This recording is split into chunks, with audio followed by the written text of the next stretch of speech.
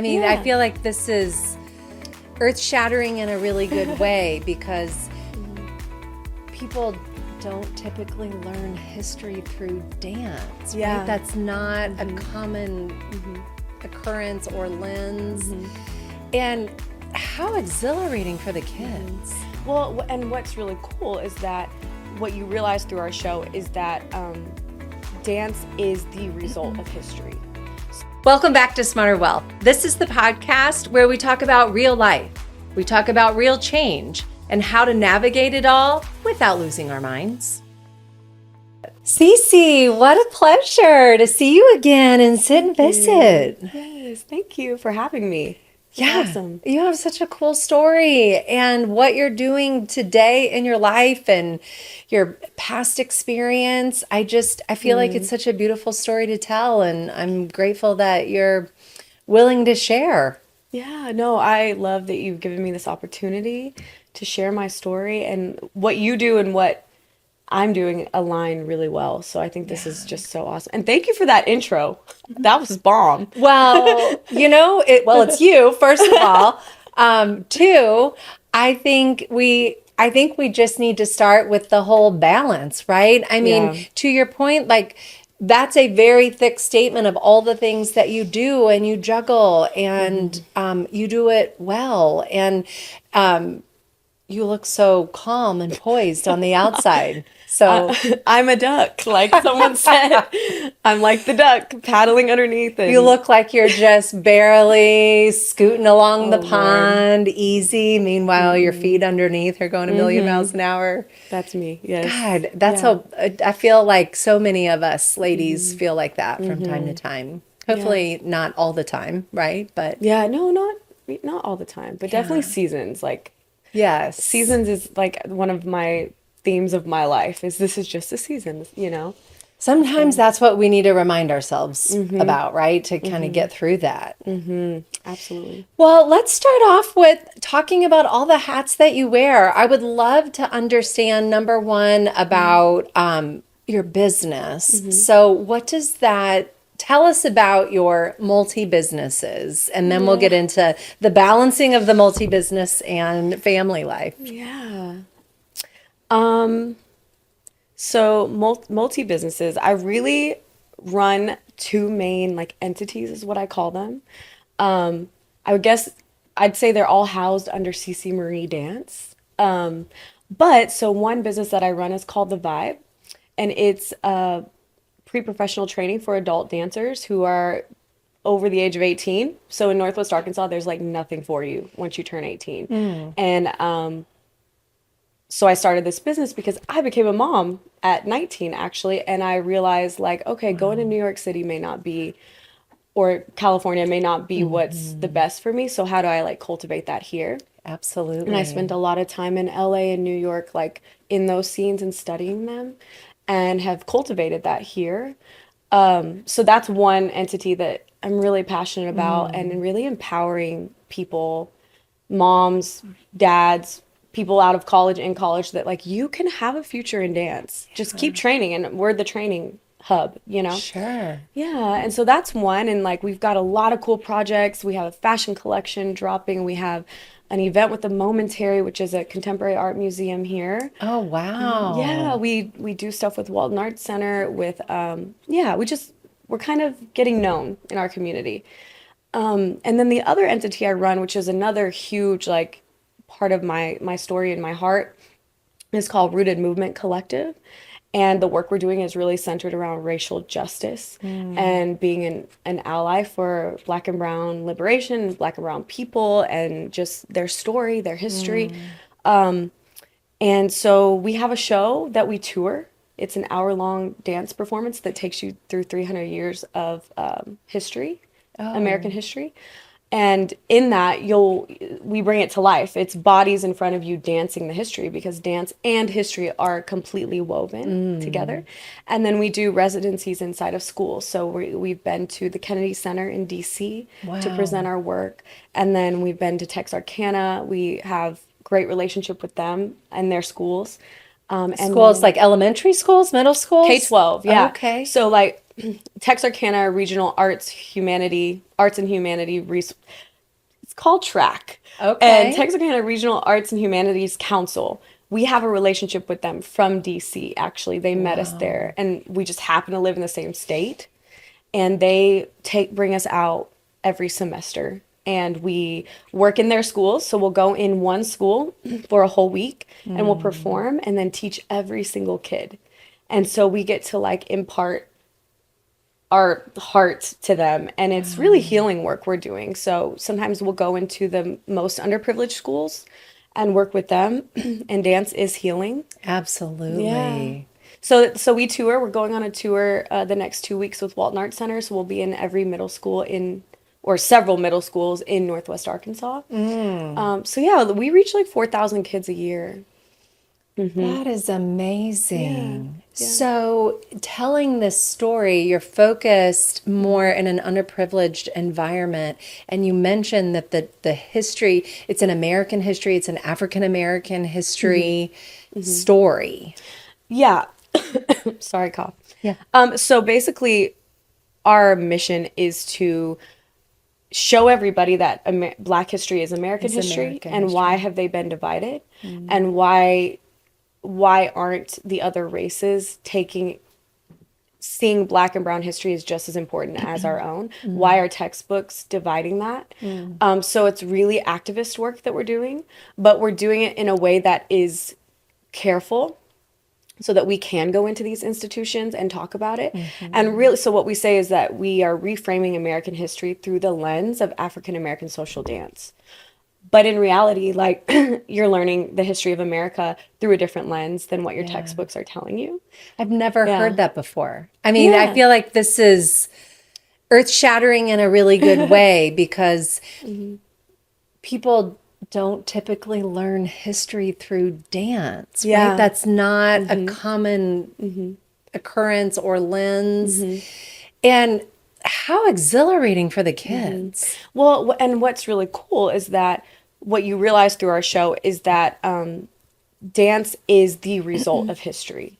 So every dance form you see, especially from the Black and brown community, was an outpour of hardship. And something happening politically caused this art form to develop that served as a source of healing or claiming identity. So, enslaved individuals like who were so poorly treated, dance was a way to liberate them, and it was a way to claim their identity and have a voice, to the point that it shaped our culture. Yeah. I mean, TikTok is shaped by Black history, but people don't know that. So our show brings you from enslaved days when they were in Africa, brought to America, all the way up to TikTok today. Oh, wow. In an hour. So you make the connection. And so we dance every style that came from the Black community. Okay. So you have to be a really versatile dancer. So I'm booking dancers regularly, right? Like I have a company of dancers that we rehearse, we train, and we go and perform and teach. Yeah. It's really cool work. Oh, I bet. And so what has been the initial response from some of the kids that have not only seen it, but had the opportunity to dance also and learn when you guys are in the school? Yeah. A lot of the responses that have been the most impactful were actually not communicated verbally, but so I'll tell you what has been spoken to us through kids is they'll say things like, I want to be a dancer when I grow up, or like, I love the hip hop, or I love the guy that spins on his head. And, they love the like highlights of the show, right? Yeah. Or they're like, man, I do love dance. Like, I didn't know I could dance and I'm a boy. Like, there's all those connotations, all those stereotypes we break when we go in. Most of our cast is male, or at least half of our cast is male. Okay. Specifically, like Black and brown people is the majority of our cast, which is also really great to go into these underprivileged areas and for these Black and brown children to see themselves represented, But then what we've really seen that's been so beautiful is that how we are impacting the structure of an entire school when we're there. We, just our practices and the way we teach has a lot of order, and we really hold space that comes from hip hop's entire like belief system, which is peace, love, unity, and joy are the principles hip hop is built on. And so we really bring that into the class, into an hour long with students, and you will see a transformation in that hour. They might come into class fighting, cussing, running around wild, but they leave class, you just see it. They're empowered, they feel seen, they feel like connected to something greater. And so just seeing that in an hour is like speaks to the healing power of dance. Absolutely. That's beautiful. Yeah. And what a empowerment and flame for you to just see that and know that you're really making a difference. Oh, yeah. On a broad scale, but more personally in individual little lives that need that so desperately. Oh yeah. And dance is known as an elite sport. You know, like in order to dance, you have to have money typically. Right. And so having these partnerships with arts organizations is huge because they bring us in and these kids get to access dance free. Yeah. And kids that probably aren't ever going to be in a dance studio, they're going to learn it On the street. Yep. Yeah. And so getting to be a part of their journey, like there might be dancers coming out of what we're doing, you know, like that's really awesome. That's fantastic. What a meaningful work. I mean, it really feels like you're fueling a purpose. Yes. More than a passion, but a real purpose. Oh yeah. So how do you know, how did you know that that purpose was truly worth pursuing when you also have such a demanding life outside of that, right? You are a single mom. Yeah. You have 4 amazing children. That in and of itself would keep a lot of women from finding a place in their heart and mind to say, yes, I am going to do something that's worth it, that's passionate, that's living in my purpose, and living into something that I need for me, because that balance is so hard. Well, I'm laughing because some of it probably comes from a place of selfishness, honestly, and That's just honest. wanting to lead a significant life. Yeah. And I don't want to leave this world like not doing something that impacts thousands of people. Yeah. And that's something that I felt from like a really young age, you know, and my counselor actually gave me language for it. She said that I see everything through a lens of justice first. And so injustice just like makes my skin crawl, you know?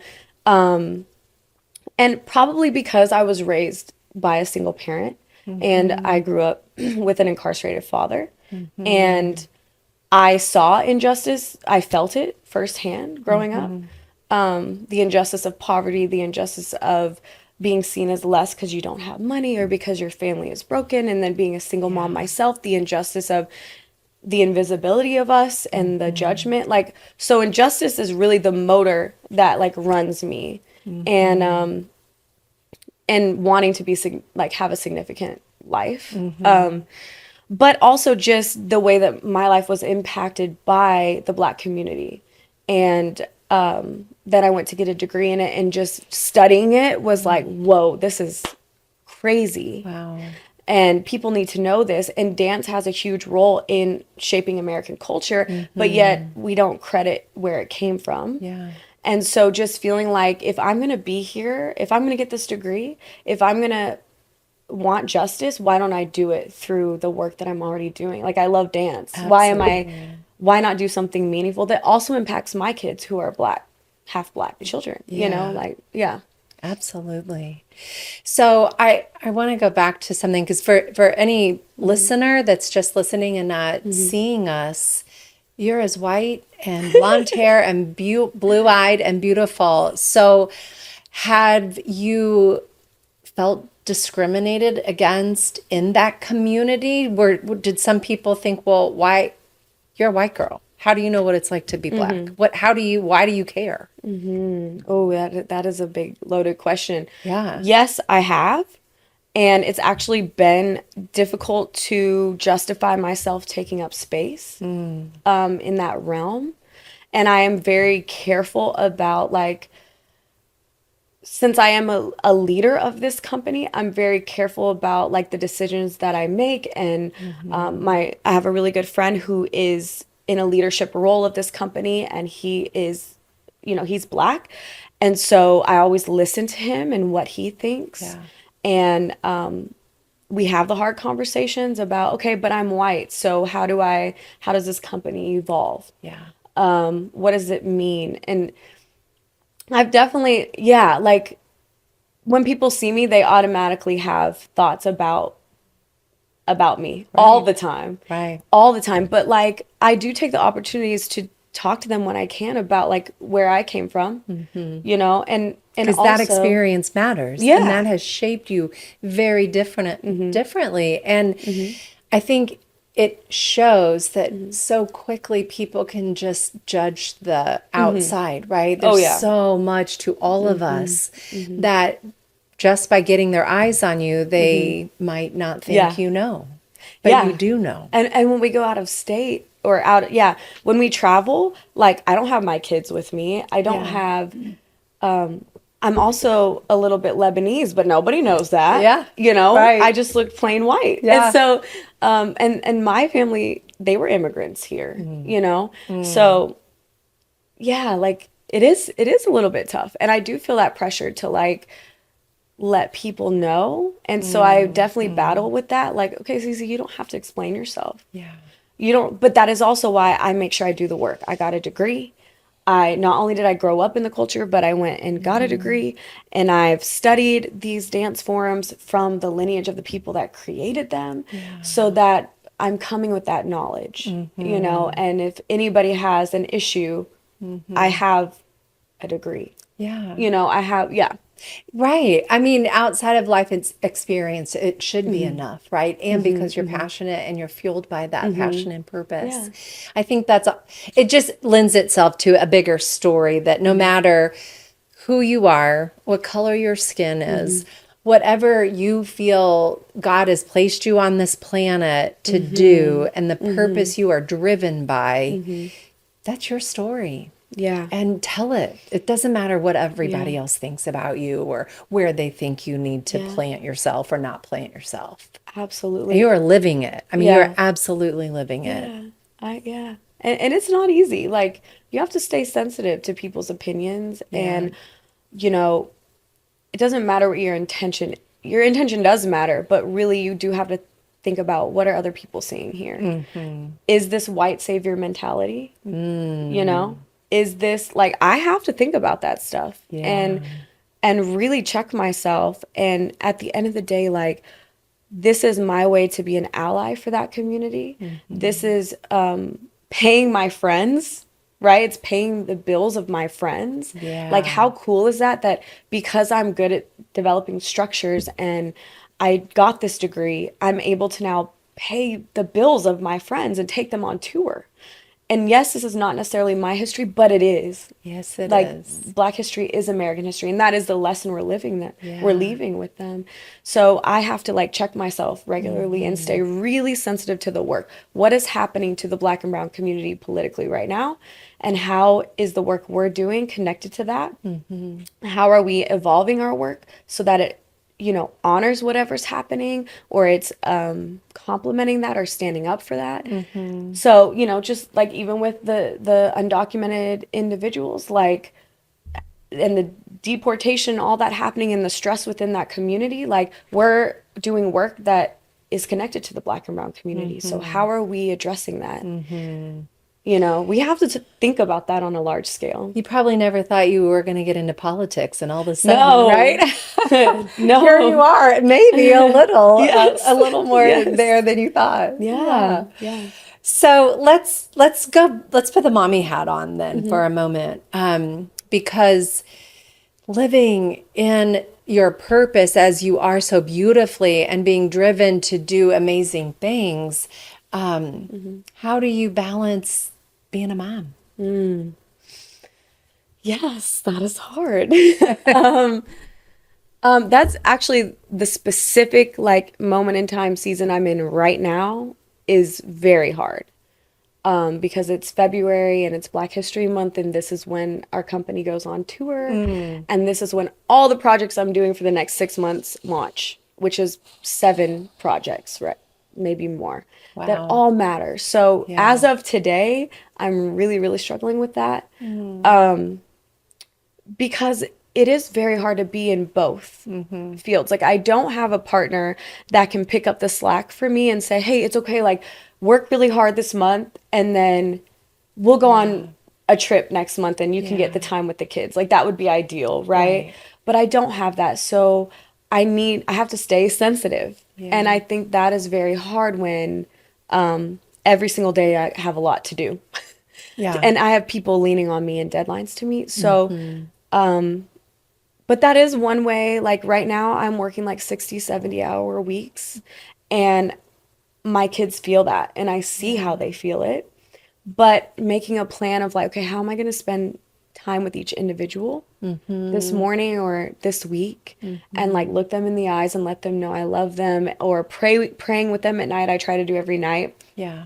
You know, or I am going to take my older 2 on a trip in the next couple months to make up for this time, because they're the ones that are hardest to lock in with, you know? So yeah, just things like that. So the balance, your children feel they talk with, I mean, you talk to them, you are able to share with them. This is this is very important to mommy.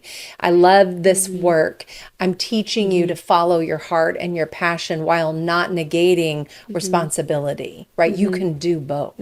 Yeah. And I think sometimes our kids, that mommy guilt kind of gets in there, and sometimes we have to tell them that this is our life. Our life looks very different than other lives, but just because mom's job is this, that doesn't mean that I don't love you less, or that I don't have enough time to do all these things, right?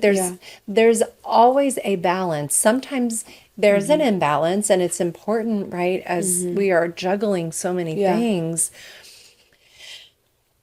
to recognize what and when that imbalance happens. So what I hear you saying is that your family knows that February is go time, right? I definitely tell them, like, guys, right now is really, and you know, I like what you just said, because I probably should have with my older 2 those conversations of, they're kind of in a phase where they're like, Mom, we're sick of you being the star of every class, or, you know, because I am in a field where I'm kind of on a platform often. And I think they're just in a phase that they're like, we don't care. Yeah. You know, it's always important what you do, Mom, you know? But I think having those conversations of, February is really busy, guys. But in March, we're going to go on a 2-day, 3-day trip, you know? We have downtime. Letting them know that they're still at the top of my list. Absolutely. You know? Yeah. Yeah. And, you know, I think that also can build resilience in them, but they knowing they're loved first and foremost, no matter what. This is not neglect. And there's a big difference, right? Because some parents who I think are, for a multitude of reasons, but I think there's plenty of parents that are addicted to their work and don't mean to neglect their children, right? Or there are simply parents that do neglect their children. Yes, yes. And I think sometimes, and I mean, I'll speak specifically for me. I'm not projecting this on you. I just know I feel guilty sometimes when I know I have a week that looks brutal, and I think, how on God's green earth am I going to give everybody what they need, plus give myself space and time to do what I need, and just some damn space, right? Oh, yeah. I mean, so like, what does that time look like for you? Like at night when you've got your babies down and your brain is already 4 steps ahead, you're maybe stressed about the next day or the next month. How do you give yourself some some revitalization time, or how do you self-care Oh, that's a good point. Well, one thing that I do want to say, and I think maybe this is specific to my career field, but it can be my career field specifically has ups and downs, meaning like I just had 6 weeks off of like barely working and doing a lot of work from home Oh, administratively, right? okay. Yeah. And so I was home with them so much, I'm like, oh my gosh, I need a break from y'all.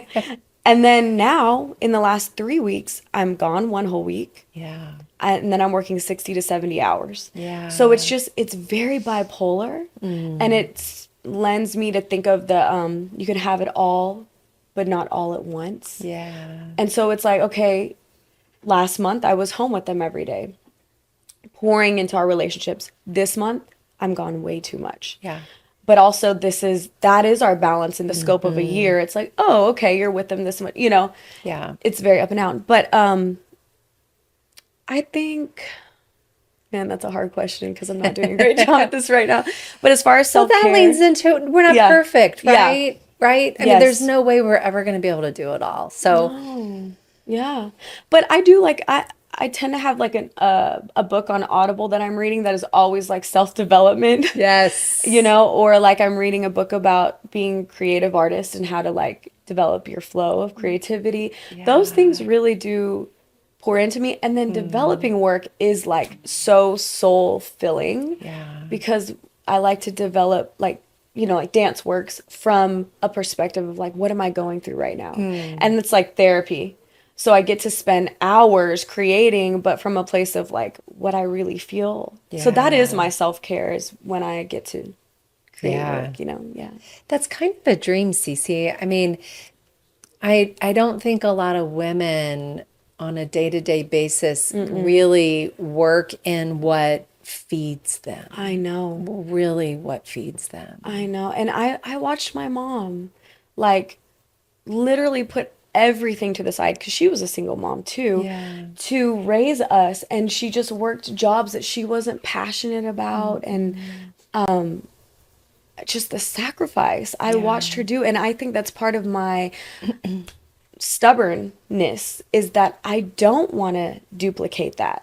If there is like a generational curse I can break, it's clearly not the single mom one. So like let's break let's break the way we're doing Yeah. single motherhood, and let's make sure that our work life is actually our therapy. Yeah. So that when we come home, we can pour Yeah. into them. And I'm not doing it perfect, like I'm still figuring it out. Sure. But it definitely makes me a more patient mom, which I'm really working on because I'm doing work that is so meaningful, Yeah. Yeah. So how do you build your community or your tribe that gives you the time and space to be able to have a career like you do and still know that when you're working weeks like this that your children Oh, yeah. they have what they need. Yes. Oh, and because the community that we have around us is not your conventional daycare. Like my kids only go to actual daycare 1 or 2 days a week. Specifically because my weekdays are like noon to 8, Okay. twice a week. Which I don't do beyond 2 days a week because I'm a mom, right? Yeah. I have like boundaries of that. Yeah. I work Saturday mornings. I just have a schedule that doesn't work with a daycare. Yeah. So I have a nanny that is amazing, and she's a college kid that just loves my kids. I told her today, you are a huge reason why I can do what I do. Yeah. And then I have really close friends that are like, my kids call her TT. She's like my sister, and she will take them when I'm gone a week at a time. Oh, wow. And God really put these people in my life, but it took me saying, hey guys, like I was offered this opportunity. Would you ever want to keep my kids? What would that look like? Or hey, I need a sitter in like a group me that's all college kids. That's how I found our nanny. Wow. And she's with us like 4 days a week. So I definitely had to look, but like the fact that God put such amazing people in my life that love my kids and love me, believe in the work I'm doing, that is just all God. Yeah. Yeah. That makes me think too about how hard it is to ask for help sometimes. And that puts us in a vulnerable place, yeah. right? When we have to say, I can't do it all. Yeah. I need help. So that's what you did. I mean, you're reaching out in the circles you have and saying, who can do life with me right now? Oh, yeah. Right? I trust this community. Let's Yeah. do life together. And I would venture to bet that that community that that you are allowing to be a part of your children's lives so closely, it's feeding their life too, right? Oh, As a sense yeah. of community, that's how it works. Like, I'm sure they are getting, they're getting a lot out of it, and that's God's work too.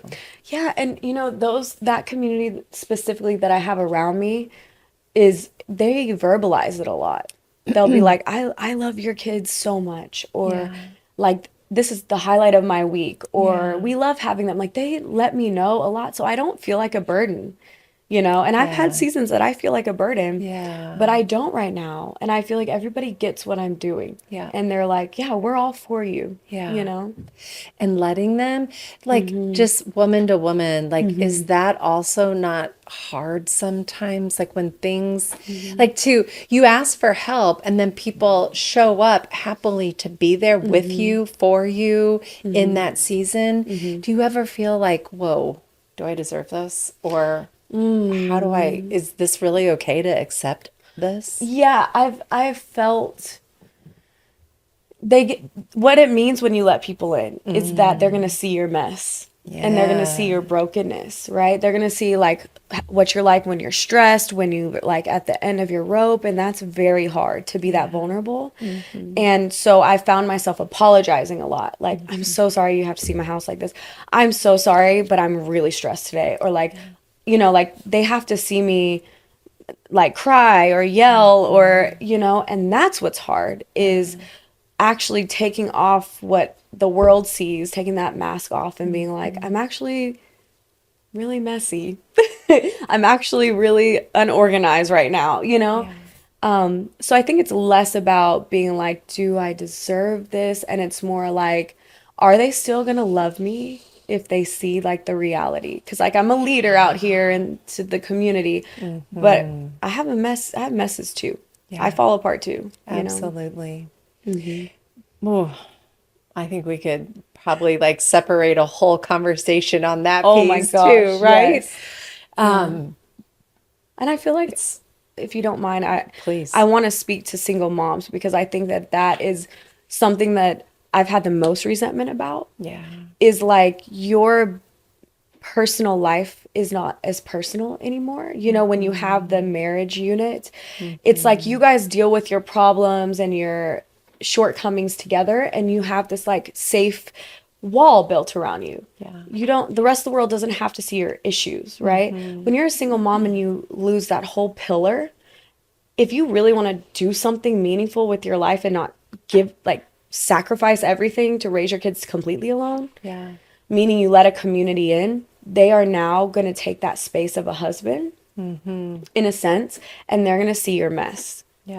And so single motherhood requires a vulnerability that is unlike anything I've ever known. You're not vulnerable to one person. Now you're vulnerable to the whole community, your whole society. They're going to see when you don't get child support, when you're struggling financially. You don't have a husband to like pick up that slack.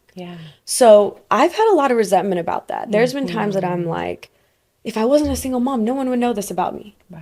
If I wasn't a single mom, no one would know that I'm struggling financially right now. I can't get diapers right now. And I've had resentment because I'm like, that's not fair. It's not fair. And so to the single mom listening, I just want to say, like, love yourself enough to be like, I deserve that. Like, I deserve to be seen in all that I am. And guess what? Everybody is messy too. They might just get to hide it a little better. And you go be that example of like, this is what life really looks like, and I'm still making like something beautiful out of it. Absolutely.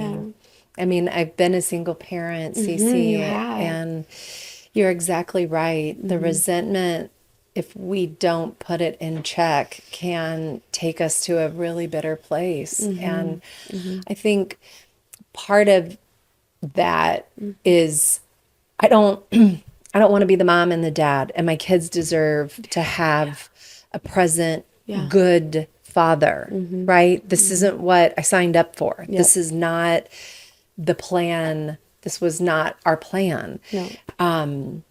Yep. But newsflash, life changes, Yeah. right? Before our eyes, whether we thought it was going to happen or not, whether we chose to be blind and we didn't see some Taking of our responsibility. actions may have got us in a position that we so blindly didn't see coming. But I can't agree more. I think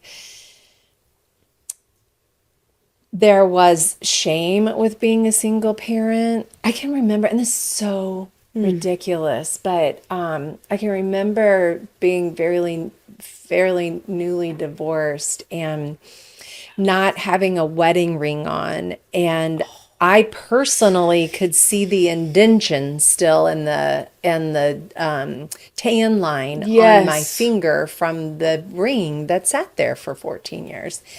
And I had both my children with me, and I don't necessarily know if I was barking at them, but I very well could have been in a more of a stressful moment than I would like to admit. And the checkout lady looks at them, looks at me, looks at my finger, and then looks back at me. Now, I could have taken that very personal, but in that moment, I felt so judged. I felt so demeaned by that. Like, where are you? Who are you? You can't even, like, what is happening right now? I love that you just said that. In fact, we have the same story. Oh, wow. And maybe a lot of single moms have had that defining moment of when you first step into single motherhood. Solo. Also, let's change that word. Solo motherhood. Because who cares if you're married or not at this point? Like, you're doing this solo, bro. Okay? But mine was the same. I remember walking into Walmart. I had just taken my ring off that week.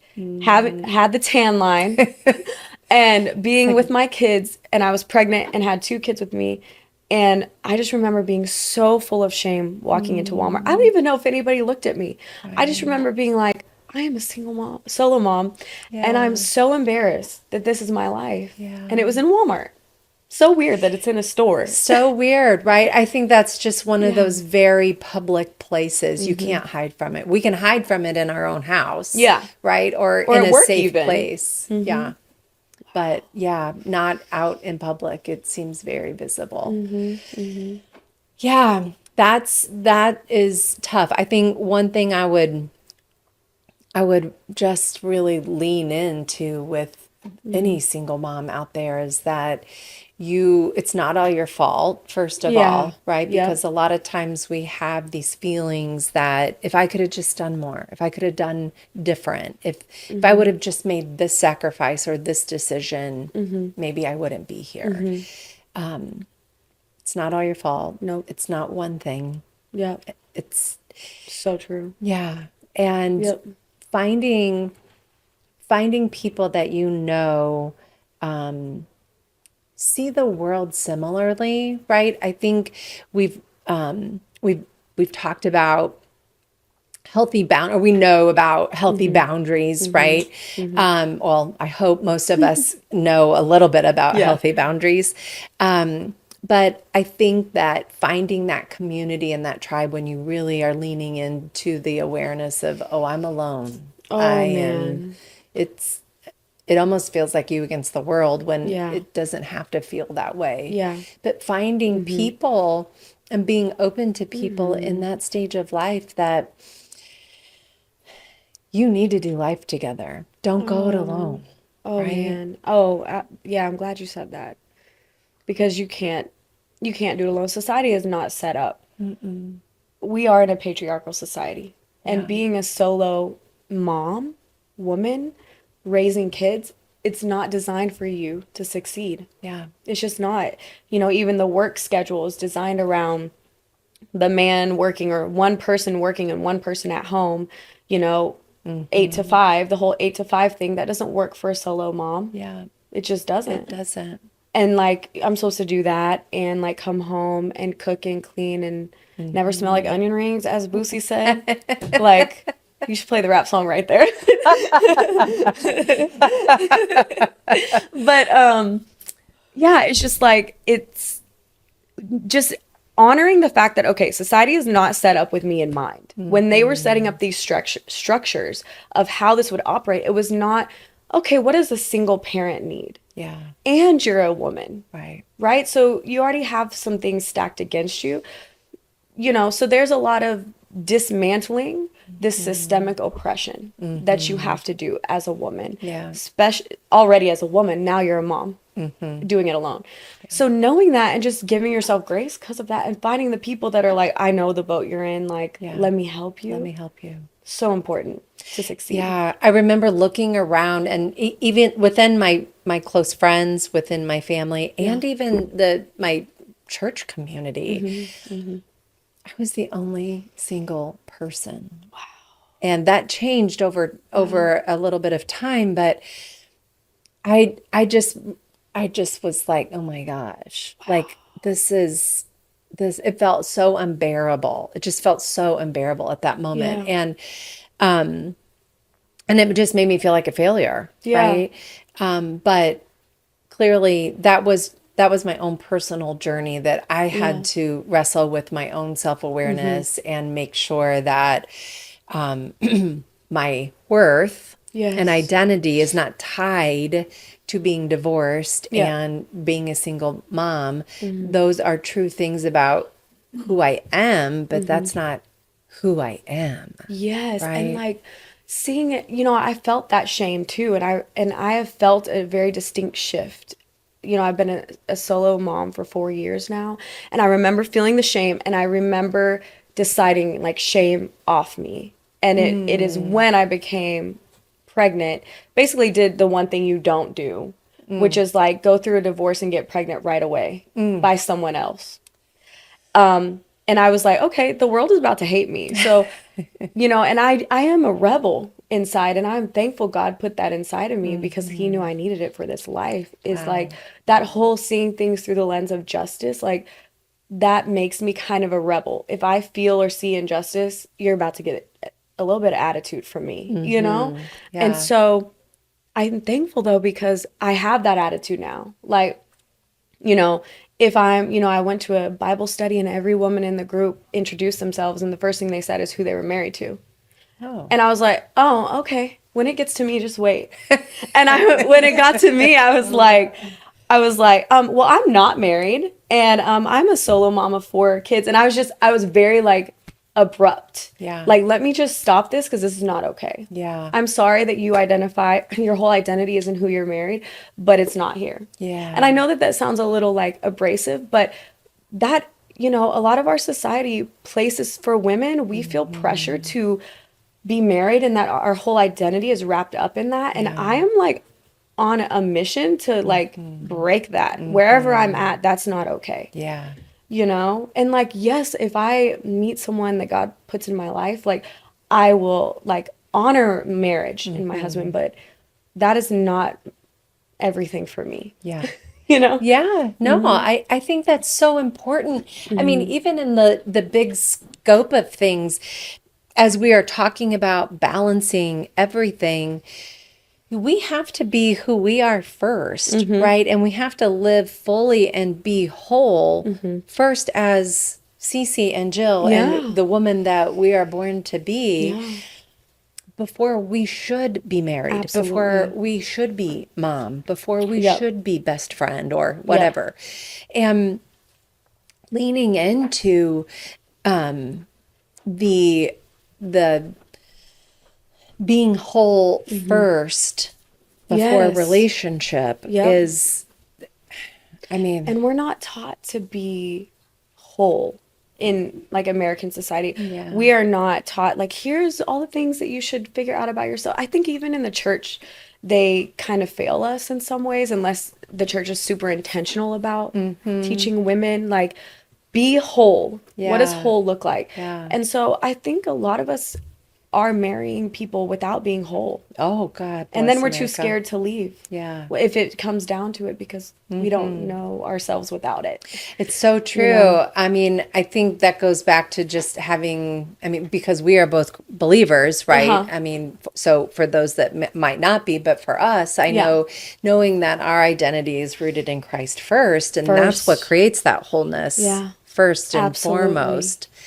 And that our Father is our Father, and Yes. that we are that's our Yep. true source of power and connection and worth. Yep. There's no person on this planet that should and could give us Yeah. that. Yeah. But we have to, it's a hard lesson It sometimes. is a hard lesson. Yeah. My parents were divorced when I was 1, and it was just my mom and I for a handful of years, and then my mom remarried, and then I was in middle school when they divorced, and then later my mom remarried again. And my biological father was never really a part of my life, which today I think is a good thing. He's not a very healthy man, and so there's some real reasons why there should be a distance. But learning the identity of not growing up with your biological father, Yep. and having really good men in my life, thank God, that loved me appropriately, and Yeah. treated me like a loving daughter or granddaughter. I had 2 wonderful grandpas, but there is a hole there when Oh, yeah. when you don't have that biological sense. Always. Right? Yeah. Even if you do have good men in your life, like I have a lot of men that I get to work with. Ironically, in the dance field, I feel like there's Yeah. stereotypes around it that there aren't a Mostly lot of women. men. Yeah, That's there's so mostly true. I women. never thought about that, but yes. But I actually get to work really close with a lot of men and even be a leader in a lot of those situations. And just to see like the honor and the respect that they give me, but yet I equally respect them, but they're letting, they proudly will let me lead and be like, CeCe can do this. That has healed me so much, and they don't even know. Yeah. But still there's that hole of like why was I not worth it to my dad? Oh yeah. And maybe that goes into some of the wanting to be significant. Like there's good and bad in it. I want to be significant because to the one person that I was never important to and I should have been, I wasn't. Yep. That was a confusing sentence, but you know what I mean. Yes. And so it's like, is part of this me proving my worth? Like, you didn't love me, but the rest of the world does. And I'm being really honest because like we have to stop and look at that, like what drives our work. Absolutely. Oh my God, it's so Yeah. true. Yeah, I mean, I think I was, in my late 30s when that reality of seeking to fill that hole with people or things or a lot of different things. Yeah. And it was God. Like I know my identity is in Christ, but I don't know that necessarily I believed it all the time, right? yeah. Like I know it, but I know that there was still a giant gaping hole in my heart. Absolutely. And then going through that and realizing finally and accepting God Yeah. as my almighty father to fill that hole first. And I think, so taking that back to like just the single mom or solo mom, I love that. I think that's something too that our children need to be able to have a conversation about. Yeah. Because if we experience that in our life, our children are experiencing it. And it doesn't matter how old they are. Yeah. And that's a safe conversation that kiddos need to have with people they love and trust, whether hopefully it is with us, right, as their mom, but we want them to be able to have those conversations with people that they trust. Yeah. And one thing that you just made me think is like when you have a broken relationship with your earthly father, and that's supposed to be your first understanding of what your relationship with your heavenly father would be like. Yeah. But it's broken and you're not important to him, but you're supposed to believe that someone in heaven sees you as important. Yeah. It's hard. That is, you have to heal from day one of your life. You have a journey to heal in order to have a relationship with God. And I think a lot of my like steering off the path has been me not believing that God really loved me. And so it's like, why should I follow your rules? The rebel. She came back. She came back. You came back. Why should I follow your rules if like you probably love me the way my earthly father does, which is crappy, you know, like, and that's something I've had to face and be like, he does love me. Like, look how sovereign he is. That's right. Look how he's made my life so impactful. And it shouldn't be like, I made a lot of bad decisions, you know, like, yeah. So. And he's there and he's comfort and he's love and he's always, always there, compassionate. And he knows what we need to see in order to believe him. You know, like he gives us grace. I think he knows like Jill, CeCe, like their hearts were broken from day one with their father. Like I'll do what it takes to show them in their life that I am there. Even if it's like unconventional, even if it's, oh, they care about their career because they're broken. Okay, let me make their career flourish. So they know that I'm there. You know, like he really does take the time to be like, let me show them. You know? And sometimes it's even, you know, it's the hard love too that is hard to believe that it's love, right? You're like, oh, that means I have to work hard at changing my behavior. Wait a second. Wait a second. Yes. Oh, I know that's not necessarily the balanced conversation, but I felt like we needed to go there. Yeah. I think someone needed to hear that. I think so too. And that whether you have a son or a daughter, they need to have that conversation. You shouldn't have to be 35 before you figure it out. Yeah. Or 20 or whatever. Yeah. Right? That's I true. mean, little ones, unfortunately, the rate of divorce in our country is off the charts. It's ridiculous. And there are way too many single parents. You know, I would even say I'm very blessed to have found a partner in this life that I am remarried and found a man. Yeah, you guys give me hope. I believe me, it's out there. Yes. But he was a single parent too. And sometimes I think that there are a lot of dads out there too that are raising babies and they need that support. And it's hard for them to ask for help too sometimes. Yes. And that's worth noting. They're really invisible. Yeah. You know? Yes. Yeah.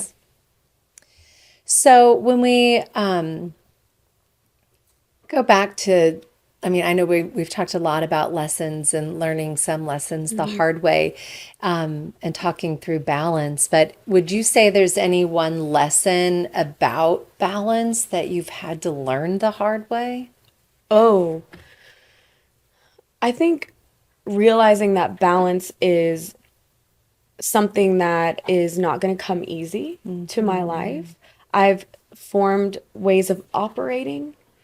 And I should have written them down because just the other day I was like, oh, these are the 3 areas I have to prioritize because I suck at them. And when I don't do them, my life falls apart. Yeah. And it's in your work life, prioritize what actually matters. Don't do the rest. Yeah. You don't get the time to sit and twiddle your thumbs and really just enjoy things. No, do what matters, get it done. Yeah. And then because you have this whole personal life with your kids that you need, because I've taken time and then I sacrifice time with them. Yeah. It's way too much. Yeah. I also prioritize my time. I make sure it's super effective. If I'm going to, if these are my work hours, I'm going to work. Yeah. Because I've done the other way where I do self-care during my work hours. And then when I'm with my kids, I'm trying to work. and I'm a bad mom. Like Yeah. well, I don't like that term, but like Yeah. I'm hurting them. Yeah, you're not as attentive as you wish you Yeah. were. Yeah. And then prioritizing rest, which I told you I'm sucking at right now, but I definitely will look at my schedule each week and I'm like, oh, I'm not working that day at all. I'm not working those hours at all. So that if I don't prioritize rest, I realize that I'm really rude to them and I'm impatient. So those are the three things: prioritize my time, my to-do list, and my rest. Yeah. Yeah. Oh, Yeah. that's fantastic. Rest is underestimated, I think, sometimes because when you feel the stress of having to do a million Yeah. things, you have a laundry list. Yeah. So many times rest is put to the back burner and we're not going to sleep until 11, 12, 1. We're getting up at 5, 6, and you cannot, there's no possible way for you to be your whole self Oh my gosh. without it. Yeah. And being a creative is a guardrail in itself, and having kids is another guardrail. So I feel like my life is set up really well with the moment I'm off a little, I immediately know. Yeah. Because things fall apart. Like emotionally, or I'm not very creative, I'm too tired to develop work like dance, Yeah. or I'm impatient with my kids. So both of those things like are my alarm systems. Like, That's oh, great. if I am not creative enough, I don't want to like sit down and edit music or make dance moves, something is wrong. Something's wrong. If I'm rude to my kids, Yeah. something's wrong. Yeah. So that's a self-awareness place, right? Yeah. That's really being able to take a breath, reflect, and understand and be very self-aware what's out of balance here. Yep. And I've gotten good at noticing, not always good at changing it. Yeah, that's You know? honest. Yeah, yeah. So like, but changing it in the moment can look like, okay, I'm just gonna like talk slowly to my kids and take a breath right now. Yeah. And actually not give them a bad experience. It's not their fault mommy's tired. Nope.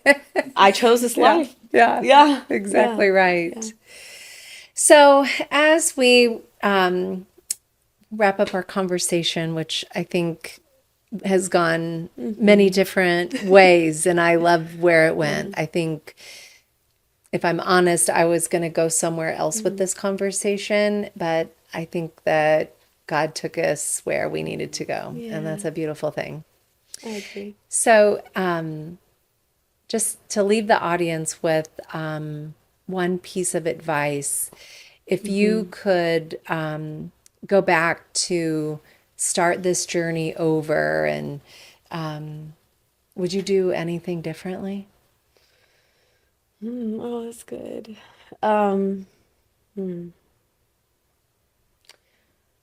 Yes and no, because I'm clearly a fertile person, so I got a baby out of all of these seasons.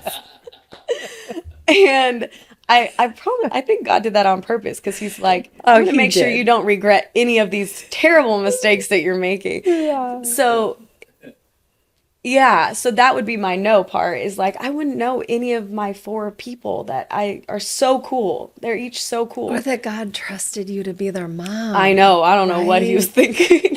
No, yeah, like he really, the fact he trusted me like that in itself has proven to me that he loves me, you know? Yes. But yes, I would have definitely not given my life over to relationships like I did. Like looking for a dad in like these little boys was so dumb.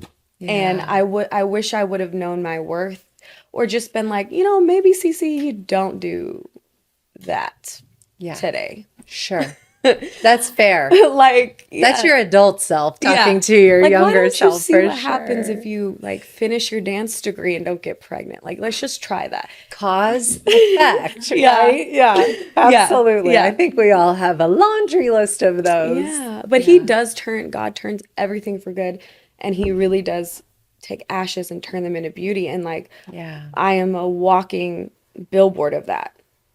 You made a comment in a previous conversation we had about how you felt like he took the uncapable and made you capable. Like he you are a testament of someone on the outside that seemingly, why would you choose me to do this? Absolutely. And here I am doing this, and it's a beautiful story that's giving other people Yes. clear understanding Yeah. that God chooses the incapable to be the capable. Yeah. And I don't know if you want me to take that anywhere. I know we're No. short on time. Yeah. But No, please.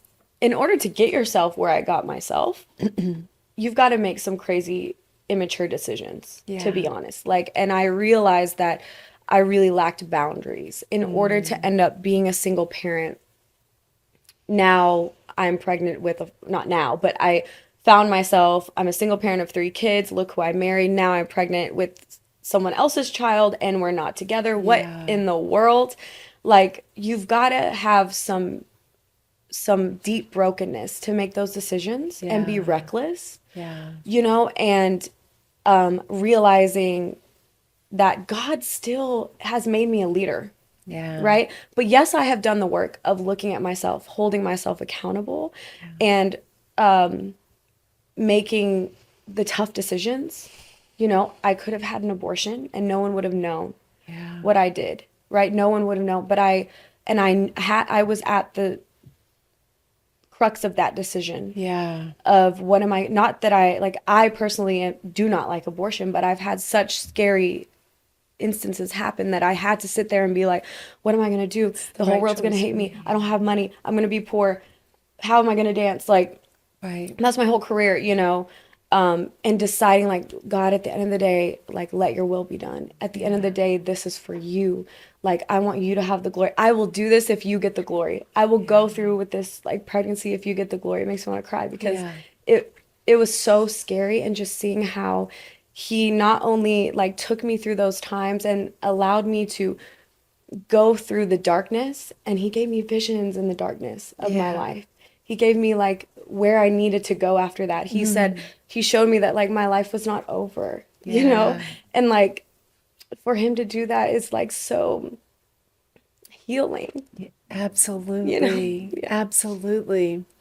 And that at the end of the day, you trusted. You laid it down, laid it all down. Yeah. You were not capable alone. Yeah. You laid it down and you trusted him and you said yes. And that's where he said, like, I'll take your vulnerability and your trust and I will qualify you. Yeah. You know, to do things that, like, the people that had more privilege than you were or didn't have 4 kids, they're not even going to be in your position because you trusted me. That's right. You get to be the leader because you trusted me. Like, so that's where I'm saying, like, I am literally a billboard of just lay it down. Mess up. Okay, mess up. Yeah. But then make the next right decision. Yeah. And do the hard stuff. Let the world hate you. Let people talk crap about you. But if you're honoring God, like, that is all that matters. And he will, like, raise you up. Yeah. You know? Yes, he will. CeCe, thank you for that beautiful story. I needed to hear that too. I don't know who needed to hear that, but I think I'm part of that crew. I am too. Oh, that was wonderful. Thank you.